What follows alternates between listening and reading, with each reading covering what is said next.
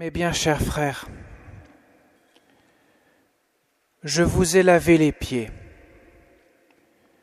Vous aussi, vous devez vous laver les pieds les uns aux autres. C'est un exemple que je vous ai donné, afin que vous fassiez vous aussi comme j'ai fait pour vous. Jésus lave les pieds de ses disciples, de ses apôtres, ceux qu'il a choisis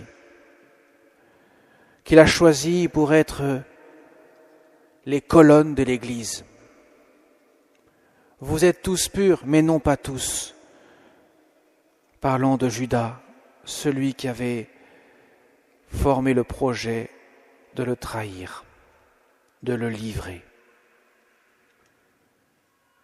Et voilà que, bien que Judas ait eu le choix, il a renoncé. Il a préféré suivre les suggestions du diable, comme le dit saint Jean dans l'Évangile.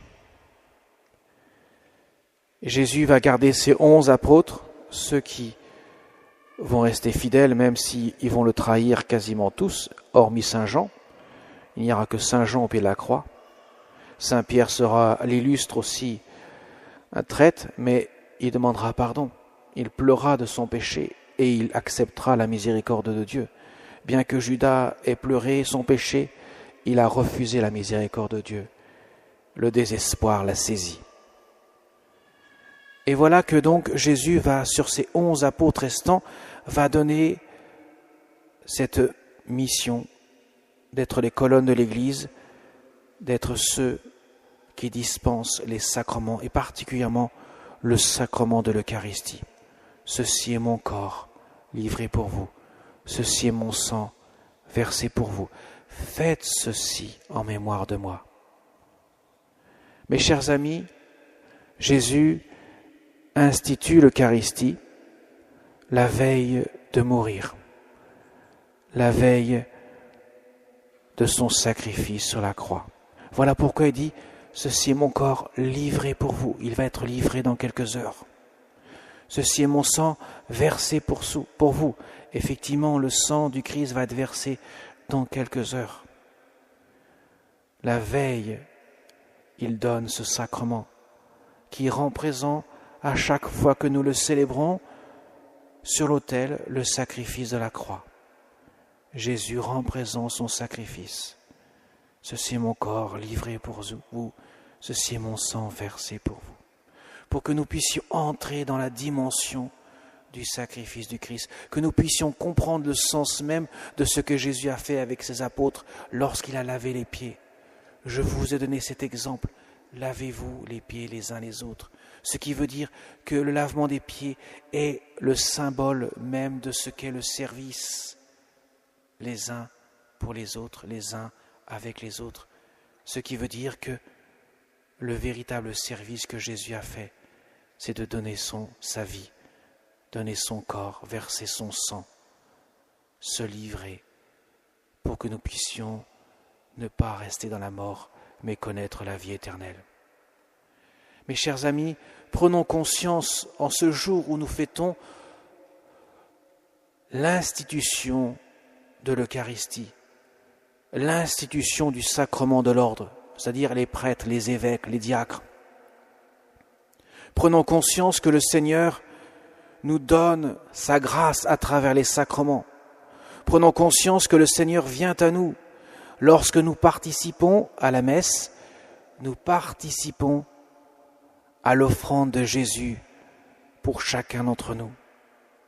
Lorsque nous recevons la communion, la Sainte Communion, nous recevons la vie du Christ, nous recevons l'amour du Christ, son amour miséricordieux qui vient étancher notre soif, notre désir d'absolu, notre désir de bonheur éternel. Voilà pourquoi nous devons prendre conscience du don merveilleux qui nous est fait. Voilà pourquoi il nous faut prier inlassablement le maître de la moisson d'envoyer des ouvriers pour sa moisson. Nous avons besoin de prêtres pour dire la messe, pour confesser, donner le sacrement du pardon du Seigneur. pour donner le baptême et donner tous les autres sacrements. Nous avons besoin des ministres du Seigneur pour nous enseigner l'Évangile. Non pas qu'ils soient plus dignes que d'autres, ce n'est pas la dignité de l'homme que nous vénérons lorsque nous croisons un prêtre. Nous vénérons, plutôt nous honorons le don que le Dieu lui a donné, non pas pour lui-même, mais pour chacun d'entre nous, pour le service des âmes. Voilà le sens du lavement des pieds. Jésus lave ses pieds, les pieds des uns des autres, pour dire « Je vous sers en me donnant ma vie. Le plus grand service que je puisse faire pour vous, c'est donner ma vie. » Il n'y a pas de plus grand amour que de donner sa vie pour ceux qu'on aime. Mes chers amis, cela nous touche au plus profond de notre cœur, que ce Dieu infiniment grand, infiniment tout-puissant, s'est révélé être celui qui va offrir sa vie en sacrifice sur la croix. S'est révélé celui qui va donner son corps et son sang en nourriture pour nourrir de sa présence notre âme qui a tant faim de lui. Mes chers amis, c'est aussi pour nous rappeler que nous sommes, en tant que chrétiens, appelés à donner aussi notre vie. Et l'actualité récente nous a montré justement que cela est possible et que cela même est demandé pour un chrétien lorsqu'il s'agit de manifester clairement ce Dieu qui nous aime profondément et qui va jusqu'à donner sa vie.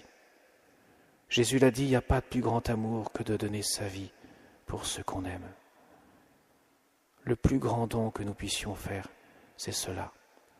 Et donner sa vie, ça passe par des gestes concrets, par l'exercice de la charité jour après jour, par l'amour même de ceux qui ne nous aiment pas. Jésus a aimé Judas jusqu'au bout, alors qu'il le savait, traite, avant même qu'il ait choisi. Mais le Seigneur ne peut pas renier le don qu'il fait à chacun. Il les aime tous dans son cœur. C'est le sens de notre prière. Ce soir, nous allons passer quelques heures, quelques minutes pour certains, quelques heures pour d'autres, devant le sacrement qui sera reposoir.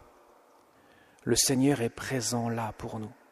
Jésus a dit à ses apôtres, en ce moment si tragique, si dur, de ce qui allait se passer au moment de sa passion, Jésus a dit, veillez, veillez et priez pour ne pas entrer en tentation. Nous le demandons dans notre Père, Seigneur, ne nous laisse pas entrer en tentation. Le Seigneur nous demande de prier, de veiller, parce qu'il ne peut rien si nous ne sommes pas connectés. C'est un mot à la mode, la connexion. Si nous ne sommes pas connectés avec lui, si nous ne sommes pas en relation avec lui, il ne pourra pas nous aider. Et pour l'amour, il faut une connexion, il faut une relation qui soit entre lui et notre âme, entre lui et nous, pour que Dieu puisse nous donner ce que notre âme redemande, ce que notre âme quémande. Alors mes chers enfants, vous qui êtes présents là, prenez conscience de la présence de Jésus. Quand, dans quelques instants, le prêtre va élever l'hostie consacrée, lorsqu'il aura dit « Ceci est mon corps livré pour vous ». Et lorsqu'il va élever le calice, juste après avoir dit « Ceci est mon sang versé pour vous », de tout votre cœur, dites les paroles de saint Thomas, « Mon Seigneur et mon Dieu ». Dites dans votre cœur, « Seigneur, je crois que tu es présent. Je crois que tu es là pour moi. Je crois que tu offres ta vie pour moi. » C'est si important de se le dire, pour que nous prenions conscience de ce que nous sommes et de ce que nous venons faire ce soir. Que nous n'ayons pas l'impression d'avoir passé une heure être en déconnexion avec Jésus, mais au contraire, connectés à son amour. Que nous puissions palper, si je puis dire, la présence de Dieu qui est là, qui sera là dans quelques instants sur l'autel. Et à la fin de la messe, avec les enfants de chœur, je partirai devant vous, les enfants, en procession et nous irons au reposoir, c'est-à-dire le tabernacle, où Jésus reposera jusqu'au samedi saint. C'est le lieu de repos, le lieu qui signifie ce lieu où Jésus a été mis au tombeau dans le silence du samedi saint. Ce lieu où Jésus s'est retiré sur les monts des Oliviers pour prier son Père. Père, que cette coupe passe loin de moi, cependant non pas ma volonté mais la tienne.